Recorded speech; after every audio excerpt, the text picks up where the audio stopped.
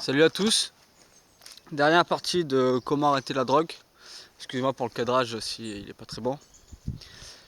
Hier j'ai regardé un petit peu les analyses analytiques de Google concernant les recherches qu'ont tapé les gens, les utilisateurs de YouTube concernant la drogue.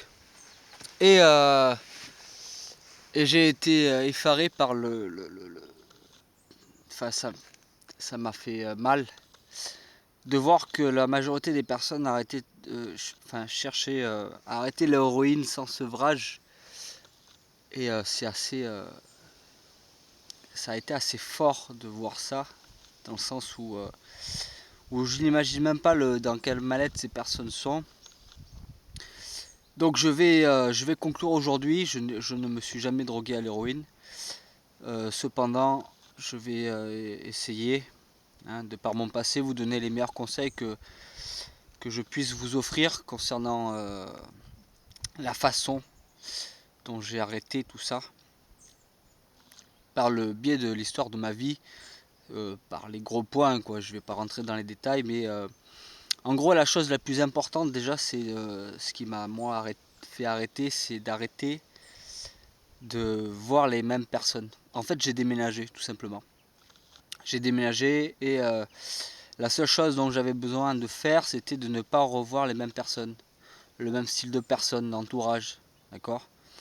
J'avais peut-être pas forcément d'amis, mais au moins j'avais pas des amis qui se droguaient avec moi et qui m'aurait laissé tenter de replonger avec eux. Déjà, c'est l'une des choses les plus importantes qui m'a fait arrêter tous ces produits. La seconde a été le fait de revenir un an plus tard et de voir les conséquences physiques et mentales de certains produits sur certaines de mes connaissances d'époque.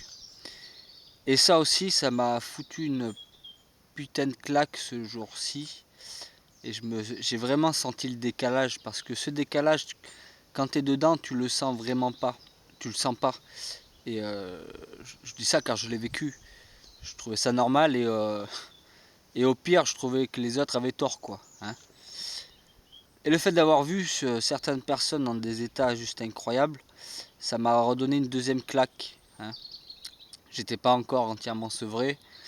Et, euh, et Dieu sait que je parle pas de l'héroïne parce que sevrage à l'héroïne n'est pas du tout c'est pas du tout la même chanson que ce que moi j'ai. Enfin, l'héroïne c'est physique, quoi. C'est réellement physique. Les douleurs physiques sont là. C'est pas du. Il te faut une force monumentale pour arrêter ça, je pense. Donc voilà, déjà le fait de s'éloigner d'un entourage qui peut paraître bon pour le présent, mais qui au fur et à mesure te fait plonger au loin. Ces personnes-là ne sont pas méchantes, je n'ai jamais dit ça, mais ils sont dans le même piège que toi. Et voilà.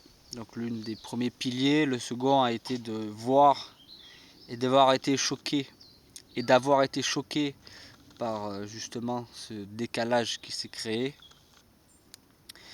Et le troisième pilier, ça a été, on va dire, de travailler, d'avoir une vie sociale et d'essayer de m'intéresser à autre chose que la drogue. Hein. Et petit par petit, au bout de 4 ans, bah, tu t'en sors entièrement. Que ce soit dans la façon de penser, que ce soit dans la façon de réagir, que ce soit dans ton envie de replonger. Tout est différent aujourd'hui, tout est réellement différent. Et pour un au monde, vraiment, c'est la vie d'un ancien drogué qui parle. Pour un au monde, je ne retomberai là-dedans parce que c'est vraiment néfaste. Après, beaucoup de gens parlent de côté positif de la drogue. Je pense que tu peux t'en passer. Enfin, il y a quelques temps, je pouvais dire aux jeunes, je préfère mourir drogué que con, sans avoir essayé. Mais aujourd'hui, j'ai révisé mon jugement et je pense que tu peux vraiment vivre sans avoir touché aucune drogue. Hein, oui, oui, je peux l'affirmer aujourd'hui. Tu peux t'en passer, tu peux dire non et, euh, ta vie n'en sera pas chamboulée si tu refuses d'essayer ce genre de produit. Donc voilà, j'espère à toi qui regarde cette vidéo, qui est sans doute dedans, Je te souhaite du courage, d'accord? Parce que moi personnellement j'avais ma mère avec moi, donc elle m'a aidé réellement à me sortir de là. J'avais quelque chose à perdre en fait, j'avais ma mère à perdre, du moins son bonheur, et ça m'a fait aussi sortir de ça. Alors toi, si tu n'as personne derrière toi et que tout va mal entre guillemets, je te souhaite du courage réellement. Révise ton entourage, essaye de déménager, ou si tu es assez fort, parce que après c'est qu'une question de force intérieure, hein. Je veux dire, t'es pas obligé de déménager, t'es pas obligé de te prendre une claque quand tu vois tes collègues concernant le décalage, mais t'es pas obligé de tout ça, mais moi c'est ce qu'il m'a fallu. D'autres il leur faut des centres de rééducation, d'autres il leur faut un accident. Chacun prend sa claque comme il doit la prendre, mais en tout cas sache réellement, hein, un ancien drogué, que tu ne pourras pas t'épanouir dedans. C'est une certitude certaine. Concrètement, c'est même pas, il n'y a même pas de gris là-dedans, dans ce que je dis. C'est vraiment du blanc, quoi. Il n'y a pas de juste milieu, quoi.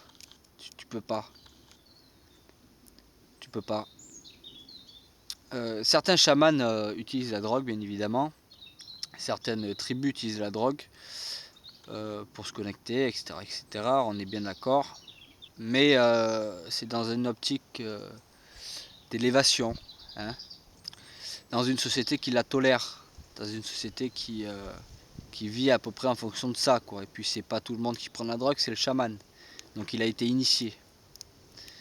Donc voilà, fais ton avis et je te souhaite du courage, que tu sois une fille ou un mec, que tu aies 15 ans ou 30 ans, du courage et le meilleur reste à venir. Ciao les gars, prenez soin de vous.